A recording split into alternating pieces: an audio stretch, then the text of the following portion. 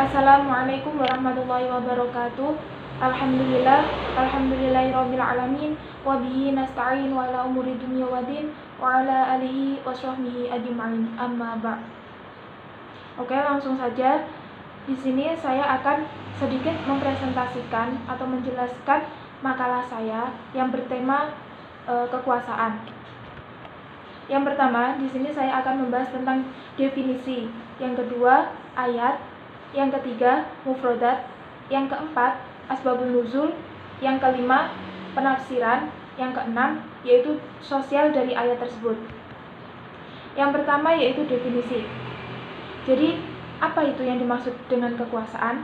Nah, kekuasaan itu adalah suatu wewenang yang diperoleh oleh seseorang atau kelompok untuk menjalankan wewenang itu sesuai dengan kewenangan yang diberikan. Lalu ayat di sini saya mengambil dalam surat An-Nisa ayat 59 yang berbunyi Bismillahirrahmanirrahim. Ya ayyuhalladzina amanu athi'ullaha wa athi'ur rasula wa ulil amri minkum fa in tanaza'tum fi syai'in farudduhu ilallahi wa rasuli in kuntum tu'minuna billahi wal yaumil akhir dzalika khairu ahsanu ta'wila. Yang artinya, hai orang-orang yang beriman, taatilah Allah dan taatilah Rasulnya dan ulil amri di antara kamu. Kemudian, jika kamu berlainan pendapat tentang sesuatu, maka kembalikanlah ia kepada Allah, Al-Quran, dan Rasul, yaitu sunnahnya. Jika kamu benar-benar beriman kepada Allah dan hari kemudian, yang demikian itu lebih utama bagimu dan lebih baik akibatnya. Selanjutnya yaitu mufradat. Yang pertama yaitu ati'u, yaitu taatilah. Wa ulil amri, tanaza'tum, kamu berselisih, tu'minuna, kamu beriman, farudduhu, maka kembalikanlah, khairun, lebih baik atau utama, ta'wila, yaitu sesudahnya atau akibatnya.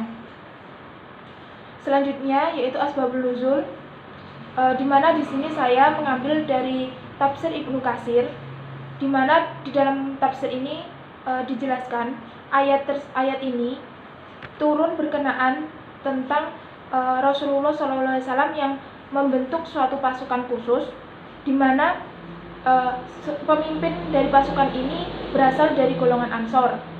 Lalu pada suatu kejadian, sang pemimpin ini memerintahkan kepada anak buahnya untuk mencari sebuah kayu bakar dan menghidupkan api. Lalu sang pemimpin ini juga menyuruh kepada para anak buahnya itu untuk masuk ke dalam api tersebut. Nah, di sini para anak buahnya ini merasa bingung untuk mengikuti atau tidak mengikuti perintah tersebut. Lalu sang pemimpin itu berkata, bukankah Rasulullah SAW memerintahkan kalian untuk taat kepadaku? Lalu ada salah satu dari para bawahannya tersebut berkata, sesungguhnya jalan keluar ini hanyalah kepada Rasulullah SAW. Nah, pada saat itu mereka itu menemui Rasulullah SAW, dan kemudian Rasulullah SAW bersabda bahwa sesungguhnya jika kalian masuk dalam api itu, niscaya kalian tidak akan keluar selama-lamanya. Nah, di situ dijelaskan bahwa sesungguhnya perintah atau menaati perintah itu, taat kepada pemimpin itu hanya dalam urusan kebaikan. Selanjutnya yaitu penafsiran atau tafsir. Di sini saya mengambil dari 3 tafsir, yaitu tafsir Jalalain, tafsir Baghawi, dan tafsir Muyassar. Di mana di dalam tafsir Jalalain, kata ulil amri ini diartikan dengan para pemegang kekuasaan. Dan begitu pula di dalam tafsir Baghawi juga di sini terdapat perbedaan pendapat. Salah satu pendapat yaitu Ibnu Abbas yang menjelaskan bahwa arti dari ulil amri tersebut yaitu para